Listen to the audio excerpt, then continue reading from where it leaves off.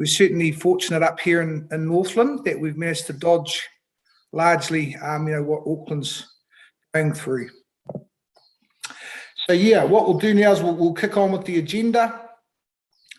Just in terms of housekeeping, as we go through the agenda items, what we can do is basically just use your hands up signal if you've got any questions or you want to discuss, any of the agenda items, please. So I'll just ask now that for item 2, we have a mover and a seconder for apologies. Thanks. Chair, if I could just add, I've just heard back from Jason Maris. He's unable to attend. He said he has put in his apologies, but obviously that message hasn't got through. So I'll offer his apologies at this point. Thank you. From an officer point of view. Yeah. Thank you. Apologies if I missed that. No worries. So yeah, with Dave, obviously with David, he hasn't handed an apology in, so we can't really receive that. No. So item 3, we'll just take declarations, any conflicts of interest if they arise at any item. Our next item, item number 4, is our confirmation of our minutes. So can I have a mover and a seconder, please, for the confirmation of minutes? I'll move that, Justin. Terry. Terry moves. Anna seconds. Yeah. So any questions or comments in terms of those minutes? They look like a true and accurate record. In that case, we'll put that to vote. All those in favour of confirming those minutes? Aye. Aye. Carried. Aye. Item number 5 is the receipt of the action sheet. I'll remove that. May I have a seconder, please? Yeah, I'll second that. John seconds. So any discussion on the action sheet? Yes, if I could ask, could we just have an update on when we might hear about the workshop around funding opportunities? I'm not asking for, I just want to know when we're going to do it, because it just says it's in progress. Perhaps. Good question. So I'll hand it over to Daryl. Yeah, thank you very much, Justin. Well, I think in terms of our thing, we're very happy to do that in December, if that's when the committee wishes, just amongst all the other things that are going on. It's just trying to, I suppose, now that particularly in terms of we've delayed or looking to postpone our quarterly workshop with Northland Inc., and there are a few other things that we were going to also workshop that we've delayed, just to see how large the agenda is for December. But if you are wanting to do that in December, we can arrange that, or alternatively it will be in March at the latest. Okay, either of those is fine. I have an aversion to things that sit on an action list without a deadline. Okay, kia ora. We can hear. Thank you very much, Councillor. We'll ensure that there's one in there. Thank you. Okay, if there are no further questions, we'll put that to the vote. All those in favour of receiving the action sheet? Aye. Carried. You'll have to excuse me. I haven't got 2 computer screens. I feel like I'm in the dark ages. I'm working off a paper script here. So I think the next items are basically all the reports. So there's 3 items here. So the first one is Northland Inc. Limited Statement of Intent 2022-2025, Letter of Expectations and Discussion. So Daryl, would you perhaps like to lead that off? Yeah, so it's just in terms of, we went through there are some legislative requirements that we need to go through in relation to setting a statement of intent in terms of dates for receiving, dates for providing comments and everything like that are set down in the Local Government Act. A letter of expectations is not set out in statute, but it is sort of considered by the Officer of the Auditor General when they looked at CCOs and things like that as a good practice that councils can undertake to give direction to their CCOs about what they the changes that they're anticipating to see in a SOI that's provided to them. It's a bit of a heads up. It's all about trying to have clear lines of communications and expectations, hence the name of the letter. So again, it was something that actually came out of the Section 17A review that was done in 2017 for us in Regional Council when we were the sole owners of Northland Inc. That was something that we weren't doing, and it was suggested that, hey, we needed to just improve that line of communication with them. So since that review's taken place, we've had this annual process of providing a letter of expectations to Northland Inc. So we've normally gone through a process around about now where we start having that discussion with councillors around the kind of things that they would like to see in the letter of expectations. And then we try and get it out by the end of the year so that Northland Inc. have a couple of months to have that letter and respond, because their legislative requirement to provide a draft to us is on the 1st of March. So it's just ensuring that there's good communication between the parties about what's been expected. So, but again, it's not a legislative requirement. Is that enough? So what we've thrown in there is some ideas about what we should perhaps include in a letter of expectation.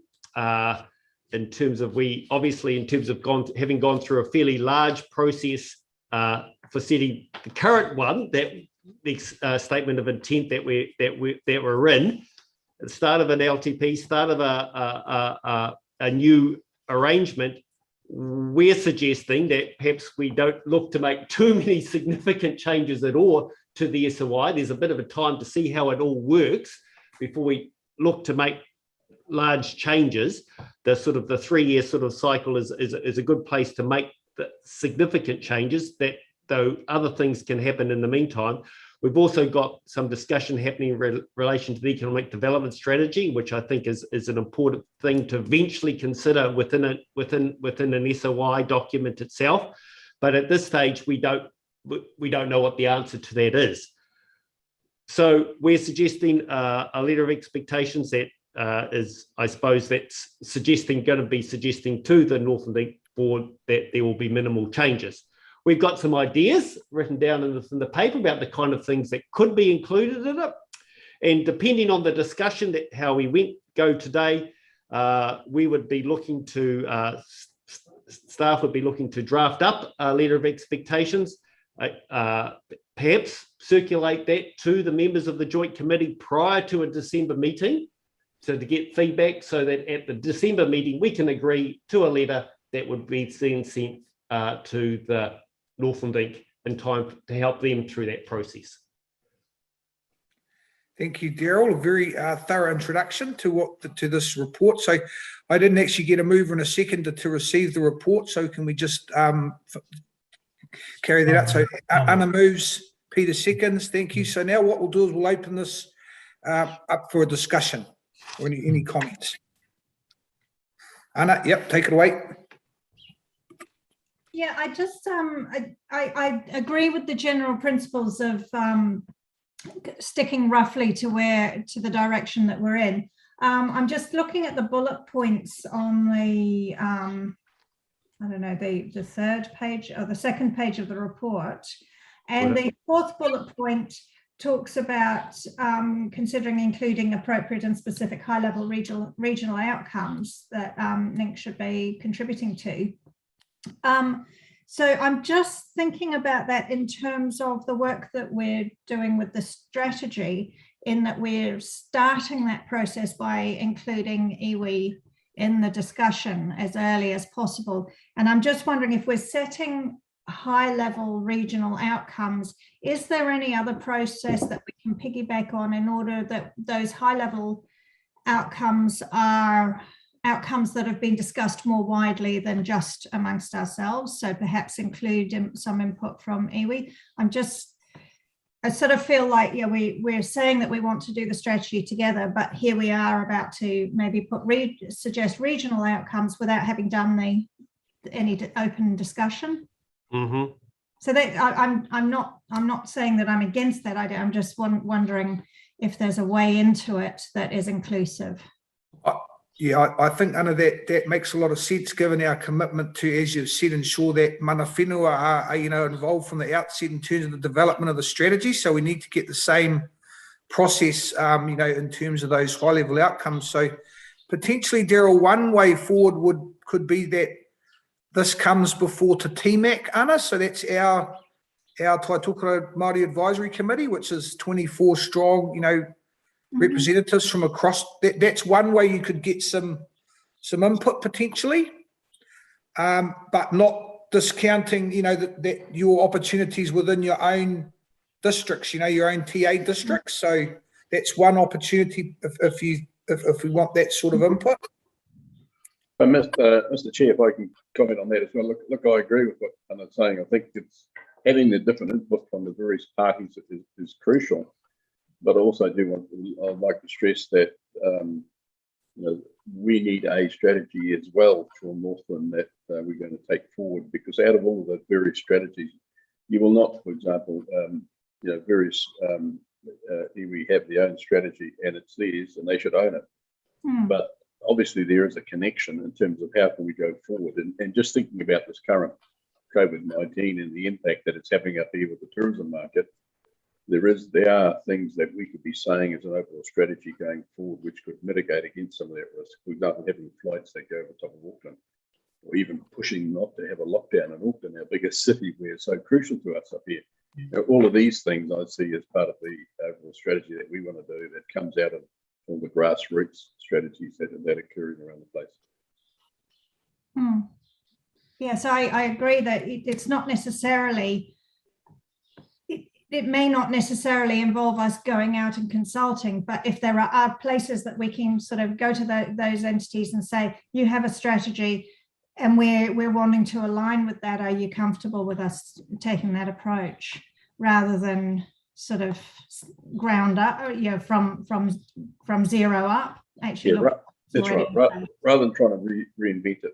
And you'll find that every one of those strategies, that some of them is going to be aspirational, and they can't really achieve it without pushing it at a higher level. For example, like Northport, for example, certainly it's key. It's a key thing, and yet Whangarei City or NRC could be pushing that, and they should be. But again, that needs to go further. It needs to go to government, and if we can get support from various other parties and what it means, especially. If you're looking at what's happening up at Tararawa with all of the development that they're doing and avocados and so on, and the impact of, say, fruit fly if it occurs at the airport, what it actually means, you could argue that, hey, look, here's another tick why having another alternative like Northport is an advantage. I'm using that as an example. I'm not saying, hey, look, but that applies to a number of things. So that's right. So, we get a good consistent approach. So I guess my question then is, what is the process that we need to go to gather up these threads from that are in place in other entities, and that we gather them up, and then as a group we prioritize those in our regional sort of specific high level regional outcomes that we identify? Perhaps Daryl, do you have any? Yeah. I think in terms of, I think some of those things will come out, and it certainly is something I think that we have to bear in mind as we have that engagement through the economic development strategy with the various parties, and and that's those ideas of those outcomes should be part of some of that initial discussion we have, so that we can bring it in.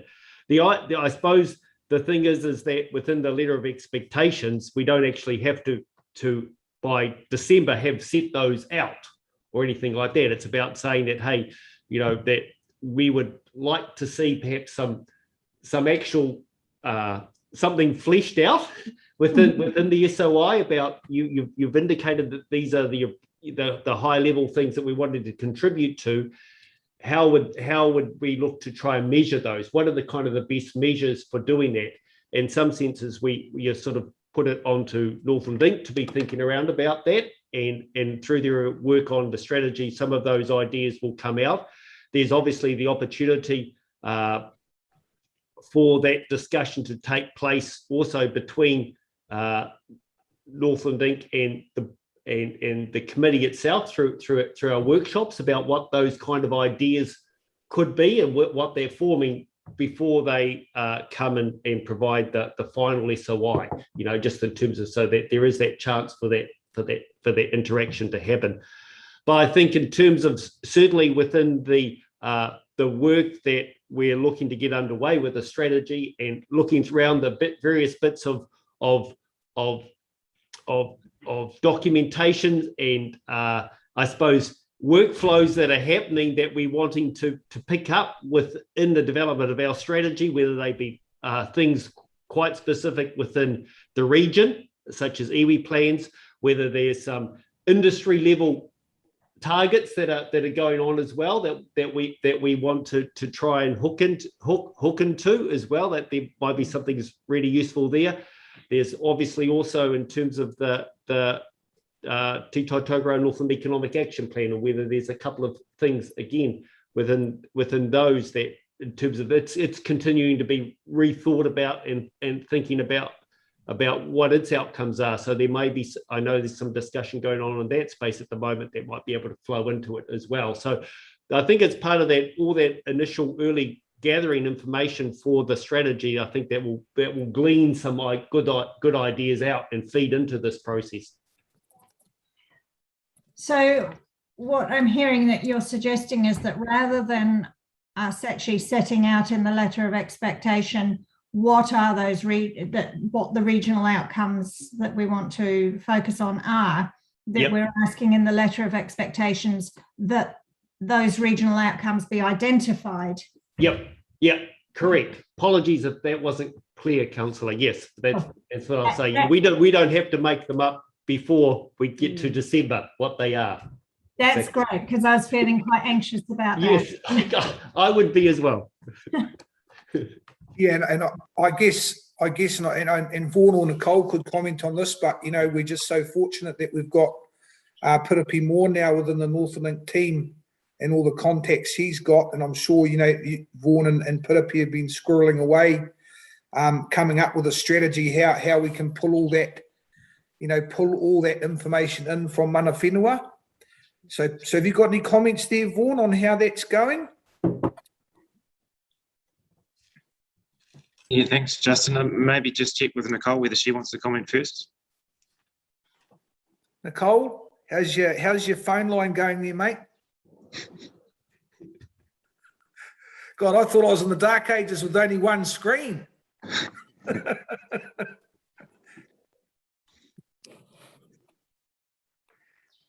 You there, Nicole?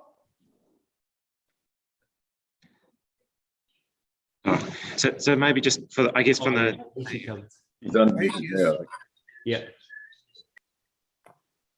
Can you hear me, guys? Yes, we can. Look, really sorry about the connection this morning. I had a wonderful, kia ora everyone, just lovely to be here on the call and hearing the kōrero. Really fortunate and quite excited about our new structure and moving forward together. And just before Vaughan, thanks Vaughan, just really quickly, I joined up with Starlink yesterday. So I'm in a transition from rural broadband to Starlink satellite broadband, and consequently have nothing.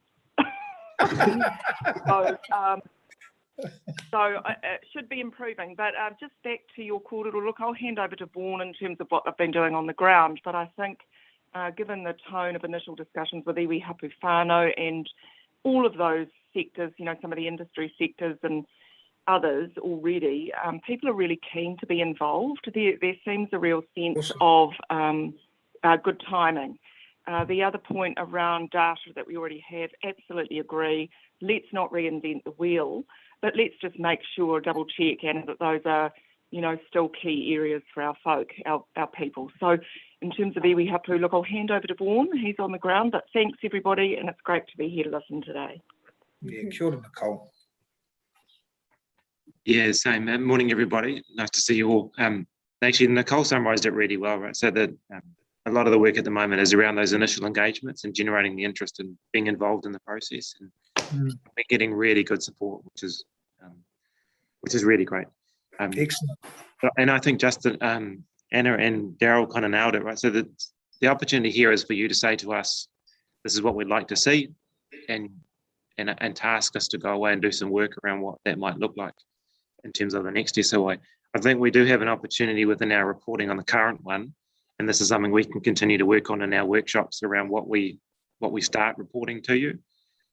But I do really, I like the, use what we've got already and what's out in existing documents and things already, as well as let's make sure it's something we pick up through the strategy process around an agreed set that a whole range of stakeholders buy into. Awesome. Thank you, Vaughan. So any further questions on that or discussion on that report? Okay, it appears not. So I'll now put that to the vote. We receive that report. All those in favour? Aye. Aye. Carried. Thank you, Daryl. So I'll have to flip back to my page again, my script. Oh. Our next report is the Northland Inc. Limited Directors Review of Remuneration. So can I have a mover and a seconder to receive that report, please?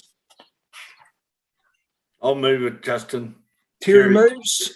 Anna seconds. Yeah. Thank you very much. So I guess, again, I think, Daryl, if you can just give maybe a brief introduction here. Okay. And then we'll have some discussion and questions. Kia ora. Thank you very much, Chair. So, yeah, it's just we're going through a process now of establishing a new board. It's been about 3 years since we've reviewed the remuneration to Northland Inc. and directors. And as I suppose as now joint shareholders, I think we have a responsibility to ensure that we review the remuneration level that we are paying them, and just in line with what's been happening in the market in general, but also I suppose just in terms of thinking around about and taking into consideration the new joint ownership of Northland Inc. And what that may mean in terms of expectations and duties and responsibilities of directors, and whether there's any change in that space. So I think it's, there's responsibility of us as the owners to look at that under our shareholder agreement. We're given the responsibility for setting the remuneration. So it just seems timely to go and do that. We'll look to build on some of obviously the kind of work that we are doing already in relation to Marsden Maritime Holdings Limited, review of director fees in there. We can build onto some of that, but we're also looking for just a little bit of money as well, just to help us, because there will be some data that we just need to potentially purchase so that we can just ensure that we are in line with markets and understand what's happening there. So it's just a very simple thing that we're asking in that space. Okay, I see Anna's got her hand up. There you go. Just have a little question. The report touches on the process that you're intending to follow. Are you able to give any sort of richer insight into what the process actually will be? To be honest, no, councillor. Just in terms of that's not your general response, Daryl. No. Well, generally speaking, I know what I'm going to be talking about, but this whole area is something I don't know too much about. The 2018 review was undertaken. I mean, while we were at council at that point, it was undertaken out by someone else within the council rather than myself, that I had nothing to do with.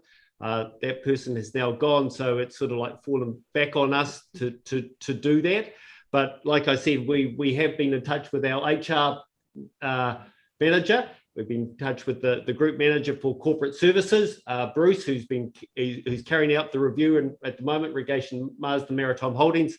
So we'll just make sure that we align with any processes and procedures in which that they go down in order to do that.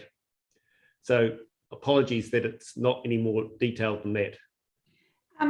That's fine. Perhaps when it comes back to us in December, you could just outline the process that was undertaken so that we can have confidence that it was a broad and and wide-ranging review. Well, Yep.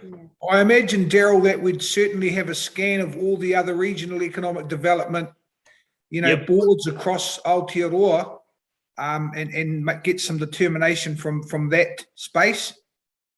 Yep.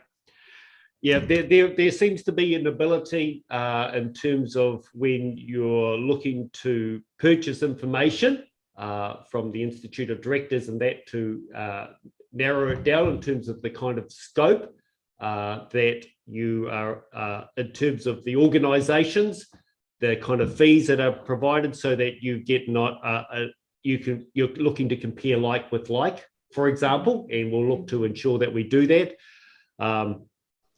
And we'll touch base with some of the.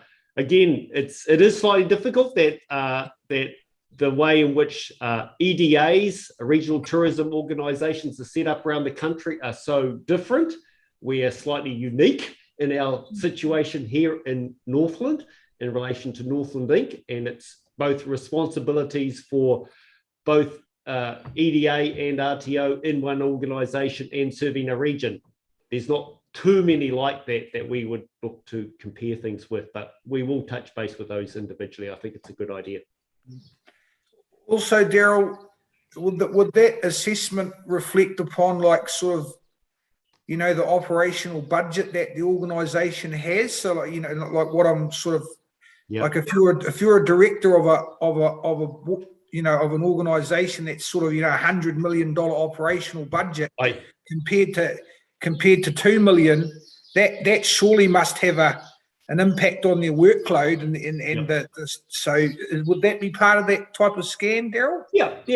There would be. I mean, and ensuring that you are comparing like with like. So in terms of North Link, while I related it to the work we're doing around Marsden Maritime Holding, it's very different. Marsden Maritime Holding holds assets, and it is expected to provide a revenue stream back to its shareholders. It's a very different situation to Northland Inc. in terms of where it doesn't really hold any assets. It's really determined on very much an annual basis in terms of its cash flow for operations, and there's no expectations of providing anything back to its shareholders. So at understanding those, you can't really compare those two organisations in terms of the directors and its responsibilities. My reference to them was more about the process we were using to compare Marsden Maritime Holding directors with others like companies will use the same process for Northland Inc. Well, it actually sounds like you do know what you're doing, Daryl. So fantastic. Okay, I don't have any further questions. So has anybody else got any comments? Okay, well, there are 3 recommendations. Is everyone happy to vote on all 3 together at the same time?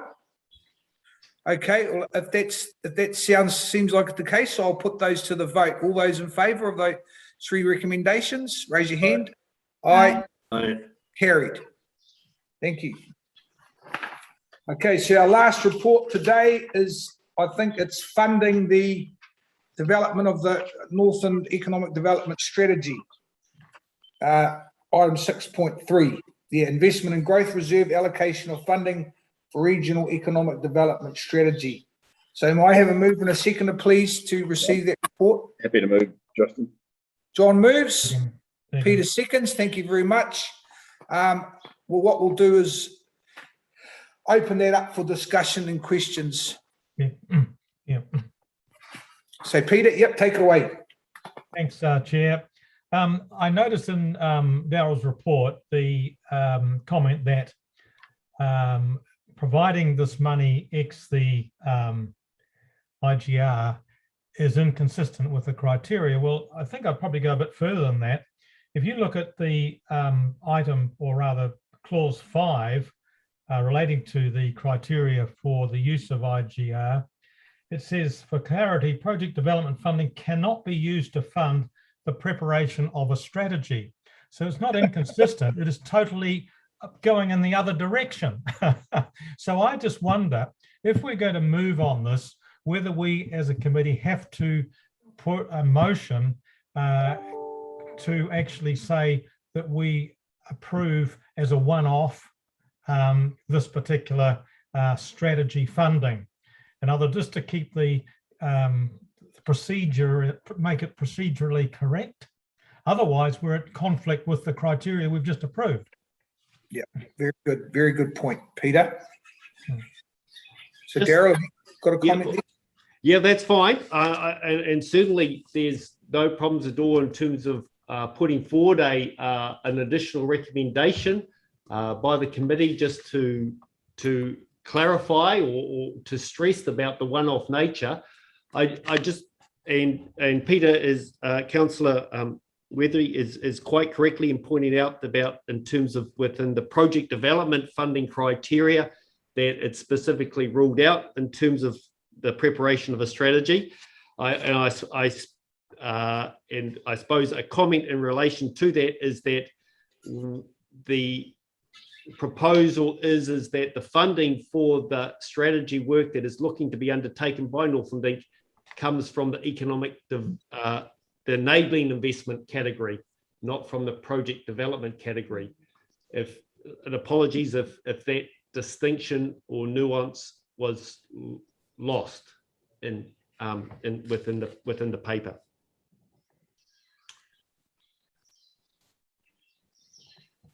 Yeah, I think perhaps it could have been made a little clearer, because that was my initial reaction at first, was, but it says we can't, and then I sort of realised that, and perhaps it's because we're new to understanding the funding structure. Yeah, exactly. But yeah, I then read into the enabling investment funding and realised, oh, that's actually okay. It's still not consistent with that. No, but it's not prohibited. Yeah. I think Peter's raised a good point, and just for know, as Peter said, just to ensure that the processes align, align with the basically the rules of the fund, or the specifications of the fund. Whilst we're continuing our discussion, Daryl, if you could maybe work on a resolution or another recommendation that would support Peter's approach. So I do have a question that potentially Vaughan may be able to answer. And it's just a general question, Vaughan, just around the contribution from MSD. I have heard that, that central government is sort of basically, looking to give MSD more direction in the space of economic development, which, I mean, historically, I don't know if it's a space that they've worked in, and to a large degree. So have you got any comments just on that, Vaughan? Thanks, Justin. I think MSD is acknowledging that economic development is an important part of them achieving what they want to achieve under their own kind of mandate. So this is probably almost fair to say that they've been very interested in trying to support this process rather than us going to them as a funder. We have had similar engagement with, so Kanoa and MBIE is the other logical engagement with central government. They're certainly interested in participating in the process, but they're unable to fund it in the way Kanoa is currently structured. Yeah. And equally, Edu's sort of got more of a mandate now in terms of representing central government for the region. So he brings a much wider engagement there as well. So I think for us, it's a great opportunity to be more coordinated in terms of what we do along with central government. And if MSD through Edu can help in that space, that's really great. Okay, thanks for that. And it certainly will be very important that we acknowledge MSD's contribution in some way, over time, as the strategy grows legs. So, because, I was just asking the question, but it's great to see them, as you say, supporting the overall process. And certainly we know that Edu's got a lot of contacts, and he's highly regarded, across Taitokoro. So to have him on board, certainly a good thing. So are there any other questions in this paper? Peter? Thank you, Chair. Look, I just throw open some comments and just to try and clarify things. And that is relating to, it says here on page 23, who are the parties involved? The development of the strategy is proposed to be championed by an independent governance group, and mentioning the stakeholders in there. And I just think we just need to be sure of what we're getting here. You know, the way I see it, once this funding's been agreed, Northland Inc. will be charged with putting this strategy together and involving all the relevant parties and stakeholders. We, as a joint working party of the owners of Northland Inc., basically hold the board of directors who we appoint accountable for Northland Inc. to achieve these outcomes. We're now suggesting here there's a separate governance group set up. And what my concern is, how many governance groups are we going to have in this equation? Because the more you start throwing into the mix, then who's going to be accountable or held accountable by whom? And I've just got a few question marks in my mind as to whether we've got a clear enough line of accountability running through to make sure that we achieve collectively the outcomes we're wanting to achieve. If I could jump in and just follow on from that, that it would be really helpful to have a sort of a project structure, so that we understand who's responsible for what and who reports to whom on what basis. So is this group getting quarterly updates? Is there a project manager overseeing this? You know, how is it? Yeah, how is it structured and managed? And I think that might help give confidence that if there is this independent governance group, what's their role and where do they fit with us, and who has the final call on what? So it just, yeah, there's maybe a little bit more work to be done on that might come back in December. Would that seem fair? I'm taking it sort of in Kaipara, we've, with all the PGF and all the other funding, we've actually set up a project management office within Kaipara, and each project gets assigned, and all of those structures are put in place. And then we have monthly at council, monthly reports on all our externally funded projects. And so as a governing group, we can have a lot of confidence. I mean, initially those meetings were sort of a little bit more debate involved, but they are settling into it's a confidence building thing. We have confidence in what's going on at the operational level because we can see it's transparent, we can see into it.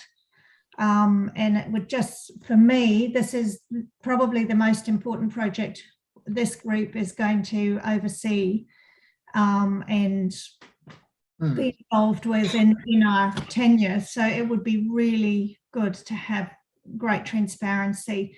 We don't necessarily have to have our fingers in the gearbox at all. I'm not suggesting that. I'm just that we can see what's happening so we have confidence in the process. Some very good comments. So just before I hand over to you, Vaughan, I see Bill's got his hand up. Bill Lee. Thank you, Chair. Through you. I was just reflecting back during the discussion, and I think it's a great idea, to get some clarity around the project plan and how it works. But the governance group, and it's not necessarily that it's actually that particular name, was a reflection of all your discussion when Northland Inc. came and presented on the going forward, so the economic focus and all the others. And it was more about who will own parts of the delivery of this particular strategy. And if they are tasked with delivery, should they not be part of a representative signing off on their behalf? So I think that's where this particular group, whether it's a working group, whether it's a governance group, whether it's a representative stakeholder, however that works, it was a reflection of the ownership doesn't sit with this joint committee the joint committee signs off on the thing, but there needs to be from the committee some assurance that it will be delivered on. And I think that was your message to Northern Ink and where this came from. Thank you. Yes, thank you, Bill. So Vaughan, have you got a few comments? Yeah, thank you, Chair, and happy to. And look, I think it's good discussion. And I don't think, I mean, first comment is none of this is completely set in stone yet. We do also have a workshop. We were going to try and have a bit of a workshop session following this, where I was going to talk to you about my initial thoughts on that governance structure. But I might just touch on a couple of the other things first. So Northern Ink is, I think, very clear on that it is responsible for delivering this. And so accountability lies with Northern Ink board. And if you think about project management, I guess certainly at the moment, you're looking at the project manager for it. It's been set with me to deliver it. It's certainly probably going to stay within my team, at least as a minimum. I think there's there's probably a conversation to be had around how we ensure accountability, and that's a separate thing to how we have some form of governance or some form of representation of Taitokara involved in developing this, and therefore, as Bill quite rightly says, also involved in helping us implement it. And I think that's a much bigger group than us. And we've talked about previously some principles around co-design, some of those kind of things. So there's a need to have those parties involved from the start to help do that. So I am aware that, you know, in all these processes, you can have multiple different governance groups, and we can find ourselves reporting to multiple different places. That's going to be the nature of it. We're going to have to do that. I'm going to have to report to my board on a very regular basis, this group on a slightly less regular basis, along with whatever this semi-governance group is that we established for the actual strategy stuff. So, that's a part of the process, is doing that regular reporting to a range of stakeholders. But I would repeat the comment. I think accountability lies with Northern Ink. It lies with Northern Ink board. Yeah. Yep, Peter. Thanks, Justin. Look, I think what Anna was suggesting makes a lot of sense. I think perhaps the name of the wider group, of involvement of stakeholders in this whole strategy development might need to be looked at. But I certainly I think it'd be a good idea that if at our next meeting we have a sort of a flow chart of that sets out the accountabilities and responsibilities for setting this up. I think it's very important we get this right now. This is actually the key project, because once we get the strategy right, then it's implementation over a period of years, and that's where we're going to get all our outcomes. So we've got to get this right. And so the way in which it's laid out in terms of accountabilities, governance and responsibilities, etc., is absolutely critical, in my opinion, to set the foundations that we can build on in the future.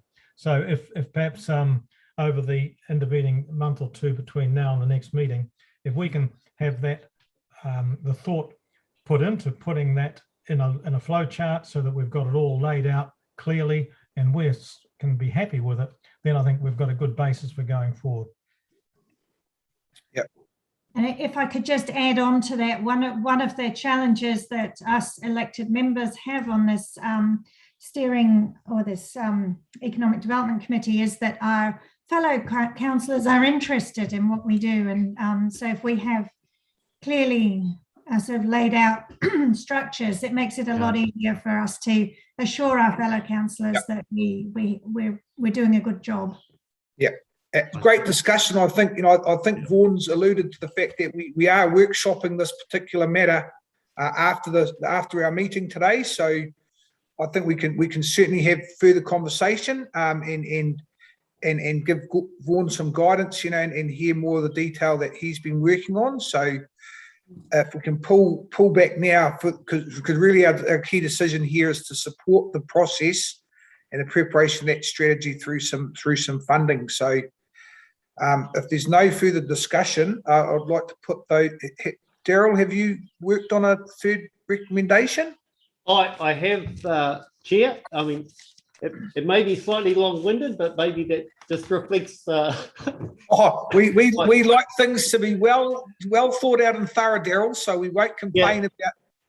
Yeah, exactly. I tried to not only note that's inconsistency with the investment growth reserve, but also link back our reasons why we're doing it to the objective of the investment growth reserve. So what I've written here is that the allocation of this funding for the preparation of a regional economic development strategy is inconsistent with the investment growth reserve criteria, but is considered necessary as a one-off allocation to support the long-term growth of the Northland economy, including strategic investments from the IDR. So you happy with that, Peter? Yes, I'm happy with that. Thank you, Daryl. That's well worded. Yeah. Yeah, and really, really good, Peter, that you picked up on that. So thank you very much for that. So if everyone's happy, I'll now put those 3 recommendations to the vote. All those in favour? Aye. Aye. Carry. Thank you very much. I think that now brings our meeting to an end. So I just was to, thank everyone for their contributions, and we'll see you in the workshop discussion shortly after. Thank you, everybody. Hey, Justin, I'm going to go to the climate adaptation workshop. So can I be excused for that? I think you got it all in hand, and I've got that confidence. Yeah, well, what we'll do, we'll just circulate some of the notes of the discussion in the workshop out to you and David, John, for any comment. And I think that'll ensure that you've got an opportunity to contribute to that discussion. Thank you. Okay. Great. Ka kite, everyone. Yeah, yes. Thanks, Jason. See you. Justin Terry here. Can I be excused too, please? Oh, we're getting lower numbers, but I think we can excuse you as well, Terry. So we'd just like to close the meeting now and thank you all for your contribution. Yeah, thank you. Thanks, Justin. Justin, is the workshop going to be live as well? Because No, live. no, we're moving out of the live now. Oh.